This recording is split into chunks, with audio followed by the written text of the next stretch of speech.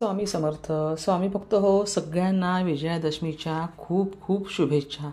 तुमचं सगळ्यांचं जीवन सुखाचं, आनंदाचं, ऐश्वर्याचं आणि आरोग्याचं जावो, ही खूप खूप श्री स्वामींना प्रार्थना.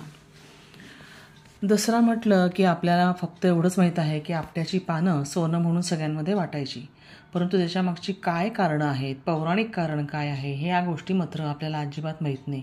धार्मिक कारण काय आहे, आयुर्वेदिक महत्त्व काय आहे, ह्याबद्दल मात्र आपल्याला अजिबात माहिती नाही. आज तीच माहिती मी तुम्हाला देणार आहे.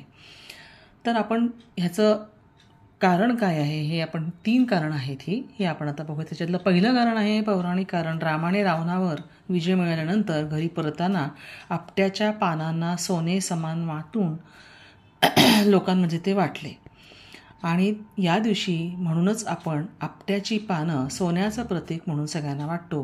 म्हणून दसऱ्याच्या दिवशी सोनं वाटणं म्हणजे समृद्धी, ऐश्वर्य आणि चिरकाल संपन्नता मिळो अशी आपण भावना त्याच्यामध्ये ठेवतो. दुसरं धार्मिक कारण आहे. विजयादशमी हा विजयाचा दिवस आहे. आपट्याची पानं देवांना अर्पण करून गुरुबंधूंना आणि मोठ्यांना दिली जातात, ज्यामध्ये परस्परांमध्ये प्रेम, ऐक्य, स्नेह टिकून राहतो. आता तिसरं म्हणजे सगळ्यात महत्त्वाचं असं आयुर्वेदिक कारण. ते म्हणजे आपट्याचं झाड, म्हणजेच बॉटल ब्रश ट्री असं त्याला म्हणतात. आयुर्वेदामध्ये हे औषध खूप महत्त्वाचं मानलं जातं. आयुर्वेदामध्ये ह्याला खूप महत्त्व आहे. पानं, साल, मुळं यांचा वापर करून कफपित्त आणि काही त्वचारोगांवर याचा उपयोग केला जातो. पाने उष्ण आणि कडू गुणांनी युक्त असल्यामुळे ह्याच्यामुळे पचन सुधारते, कृमी म्हणजेच जंत नष्ट करतात. ही पानं जर चावली तर तोंडातील संसर्ग कमी होतो आणि पानांचा काढा जर घेतला तर पचनशक्ती वाढते. आता आपट्याची पानं का बरं वापरतात, तर दसऱ्याच्या दिवशी आपट्याची पानं पाण्यात भिजवून त्याने स्नान करण्याची प्रथा आहे. यामागचा उद्देश हा की शरीरशुद्धी, दुष्ट दोष नष्ट करणे आणि आयुर्वेदिक दृष्ट्या त्वचेला रोगांपासून संरक्षण देणे हा यामागचा खरा हेतू.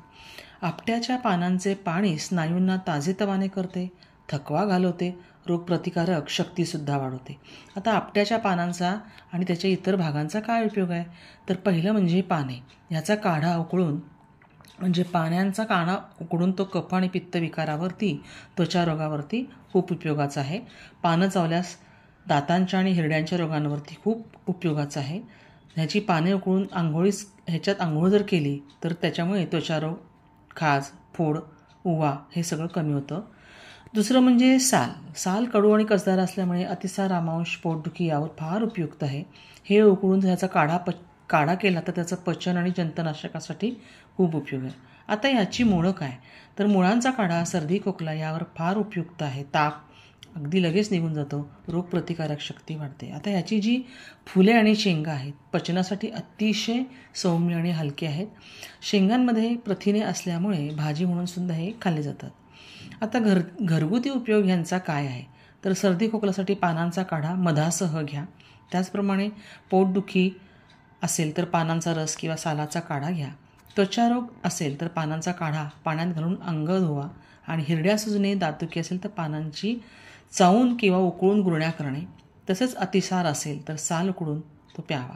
तुम्हाला ही माहिती आवडली असल्यास नक्की शेअर करा आणि सबस्क्राईब करा, लाईक करा आणि बेल आयकॉनवर क्लिक करा. श्री स्वामी समर्थ.